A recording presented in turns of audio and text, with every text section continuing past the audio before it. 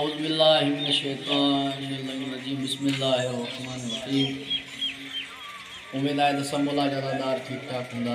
साईंदार अॼु साहिब हूंदा। असांजो नओं आलिम मोहम्मद शाइर बिरादर फ़िदा हुसैन माशाअल्लाह जिन जो कलम बहितरीन लिखियलु आहे। हिकिड़ो कसीदो सिंधी जो जेका दुआई जुमला हुया, मौला करे नसीब थे ज़ियारत हुसैन जी, ॾाढो मोमिननि ॿुधो ऐं मोमिन पसंदि कयो। ॿियो हिकु भाऊ भेण लिखियो आहे, दिलि ते जदादारनि जा उहो पेश कयूं ऐं इंशाअल्लाह तव्हांखे दिलि ते असरु करे त भाऊ जे हक़ में दुआ घुरिजो, असांखे दुआ कजो। बर मोहम्मद वाली मोहम्मद बुलंदर सल्लल्लाहु ओ करके दिवतियों व्या शाम तरफो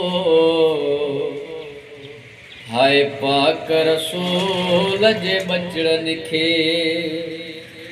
करके दिवतियों व्या शाम तरफो हाय पाक रसूल जे बचड़न खे कोई जुर्म न हो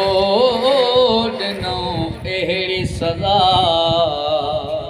हाय पाक बतूल जे बचड़न खे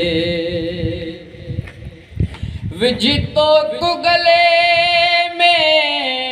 ज़ंजीर जड़े कयो कैद सजाद खे आबेदी कोई साथू से न मुसाफ़िर जो वॾो ज़ुल्म कयो शिमर लए खणी नेज़न ते सर खिलंदा रहिया हाय पाक रसूल जे बचड़न ते खणी नेज़न ते सर खिलंदा रहिया हाय पाक रसूल जे बचड़न ते कर कैद क़ुरान जी आयतुन खे छटीह शहर फेरींदा रहिया ही बाग़ीअ जो भेणो आया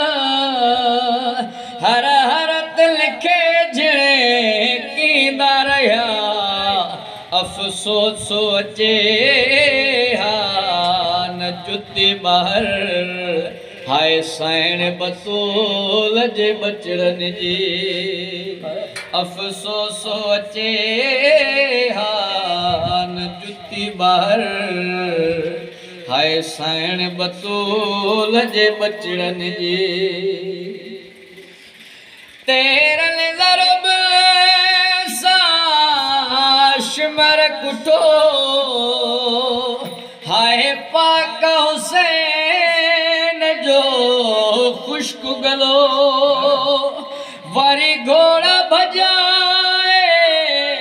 लाश मथा सैयद खे वयो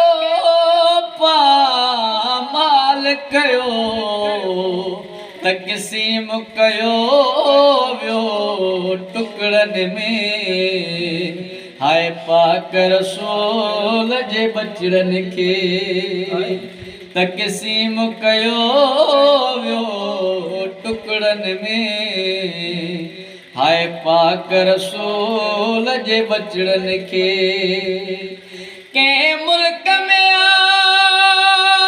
कानून किथे मेहमान घुराए मारिया विया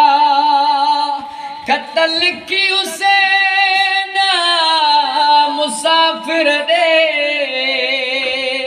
सेरा में घोट कुराया विया अफ़सोस फ़िदा हो कुहंदा रहिया हाय पाक रसूल जे बचड़न खे अफ़सोस फ़िदा हो कुहंदा रहिया हाय पाक रसूल जे बचड़न खे करके देवतियों व्या शाम तरफ़ो हाय पाक रसूल जे बचड़न खे।